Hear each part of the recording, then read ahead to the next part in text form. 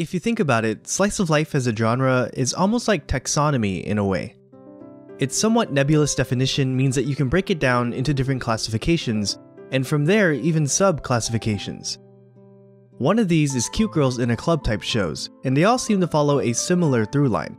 Shy or unmotivated girl decides that it's time to make a change, and joins the club where she learns the power of being passionate about a hobby. And while these shows are fine, sometimes great even, it's always exciting to see a show go against the grain for the better. Yuru Camp is one of these shows. Not only is it one of the, if not the, comfiest show of the season, I find that it has a lot to say about how we view others and how they spend their time. There's a bias in our society towards loudness, those who can easily speak their minds and stand out in a crowd. And this is fine, in fact it's necessary in life to sometimes take the spotlight. However, as a result, those who prefer solitude to the static of life can sometimes be forgotten or even looked down upon. Thankfully, Yuru Camp does a stellar job at clearing this misconception. Some might call it a loner, but to be more accurate, she's an introvert. What sorts you into being an introvert or an extrovert is how you prefer to spend your time, and whether or not social interaction charges you up or drains you entirely. There's a misconception that all introverts are socially awkward to an extent, but many can actually socialize quite well. It all comes down to whether or not you prefer to have company, or just to be in the company of yourself. Many parts of Yuru Camp are of a solitary Rin embarking on yet another journey into nature, and she prefers to spend her winter nights curled up with a book rather than relishing in the company of friends. When I started watching Yuru Camp, I was fully expecting her to be incorporated into the camping club early on, and for the show to be about her opening up to the power of friendship, whatever that means. I'm very happy to have been wrong. Instead of chastising Rin for her introvertedness, instead it ultimately says, hey, that's okay. We're more than halfway through the series and my expectation is yet to come to fruition.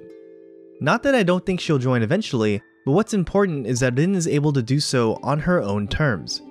When she first encounters Nadeshiko, you can almost feel the thought of, what am I getting myself into, flash in her head.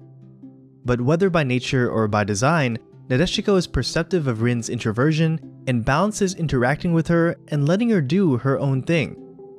Nadeshiko and the other club members are never pushy, but neither do they completely ignore her. Rin is given the freedom of autonomy, the ability to make her own choice when the time comes, and this makes the show quite unique. It's incredibly interesting to see this dichotomy of an introspective Rin and a rambunctious Nadeshiko. And while we are given the gift of watching cute girls interact with one another and learn about camping, the show spends an equal amount of time espousing the power that introverts can bring.